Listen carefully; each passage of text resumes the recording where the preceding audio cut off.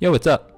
Avian here, and today we're going to be talking about the surprising games of the week and the upsets of the week. It's going to be a little new series. I'm going to do it every Sunday after Saturday. We're going to break down all of the games and how each team won.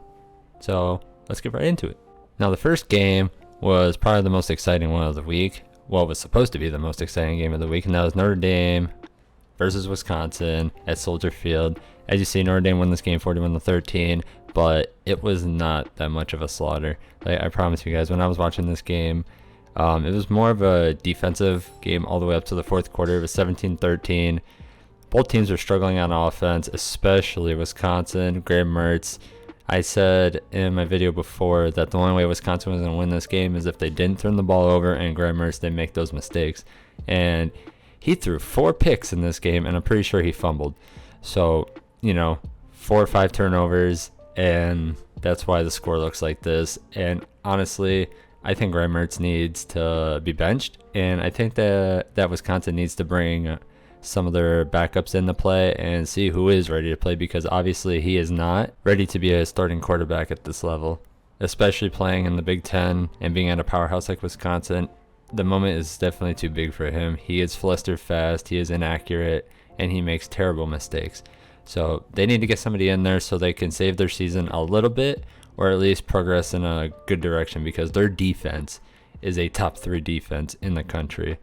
It's 100% top 3. And their offense is probably one of the worst in the country as well, which is why we'll get into my rankings later, because I'm going to make a whole new video on my top 25 after this. But let's get into the next game. So my next game on this list is Texas A&M and Arkansas. Now, in my last video, I also had Arkansas upsetting Texas A&M in this game because they haven't beat them in 9 years, and I really thought that this was the year that Arkansas was ready to beat them. Texas A&M's offense didn't look good all season. It didn't look good in this game. Arkansas's offense looked decent, but Texas A&M has a good defense, so that's probably why they didn't score more points. Arkansas's defense played very well in this game as well, and I just fully expected the Razorbacks to win this game.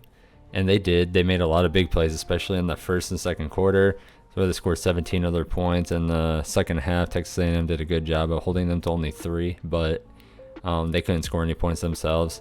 And yeah, let's get right into the next one. Next, we got Oklahoma State versus Kansas State.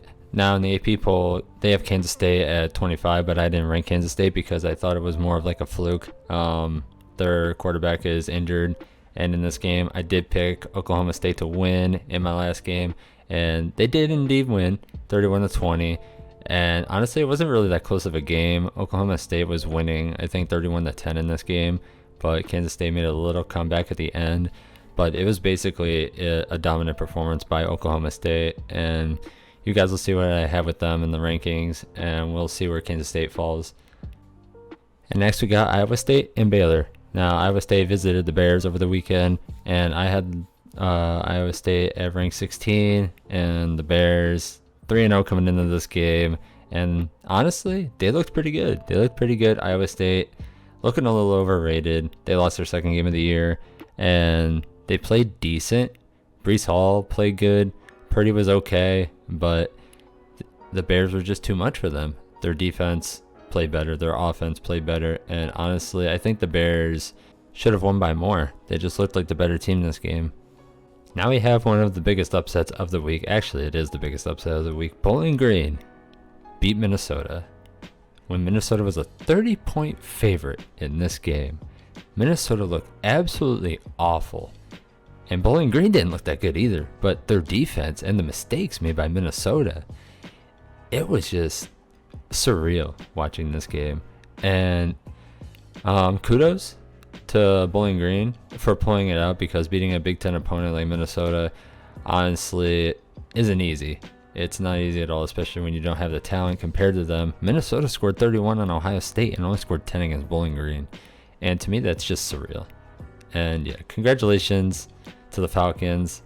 I hope they have a great season. Now we got to talk about USC and Oregon State. Now, I had USC still ranked 25 in my polls, but after this game, they did not look good. Again, kind of just like Minnesota. They didn't look good at all. Oregon State came to play, And they showed the Trojans that honestly they're the better team. But I think USC played god awful. Their defense did not play good. They let up too many big plays. Their offense just really didn't do much. It wasn't fluent at all. Oregon State was firing on all cylinders and USC wasn't.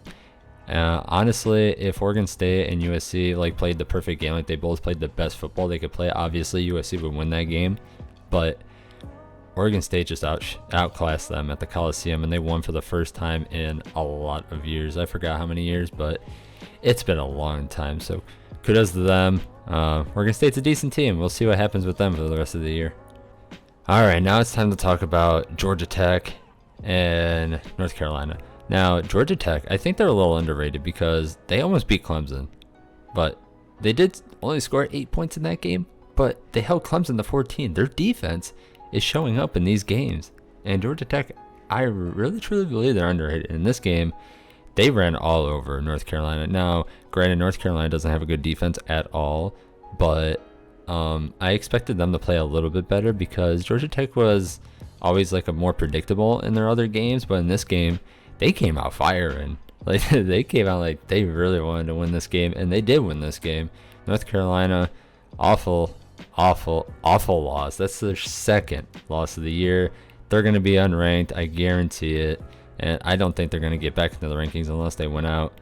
Howell looked okay. He did decent in this game. He had one like really solid run and a couple decent throws, but for the main like part of the game, he didn't do that well. I think he fumbled twice and lost both of them. And yeah, I think North Carolina's done. But Georgia Tech's looking good, and I would not be surprised if they would get in the rankings one week in the future. Probably not right now, but yeah, in the future. If they keep playing like this, they definitely will.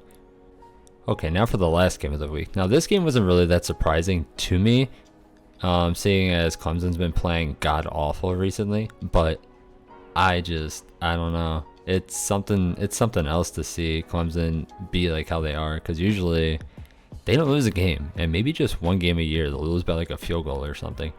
But they look bad, guys. Clemson, their offense is just really bad, and they don't know what they're doing. And DJ Uyunglele just can't convert. And I don't know if it has to do with coaching. I guarantee it does have to do with coaching, but they cannot like keep their drives alive. They had so many 3-and-outs in this game, and they just look so bad. North Carolina State, give them credit. They played really good defense as well. Their offense played decent against Clemson's defense. Clemson's defense played very well for the majority of this game. North Carolina State could have won this game twice before it went into overtime, but they missed both the field goals, went to overtime, and they ended up holding Clemson after they got a touchdown. And yeah, and then that was the end of that game. But the bigger story is the ACC. Like, out of all these games and out of all the conferences, I think the ACC has the biggest issue right now because I don't think they have any really good teams. Clemson's not good. Miami's not good. North Carolina's not good.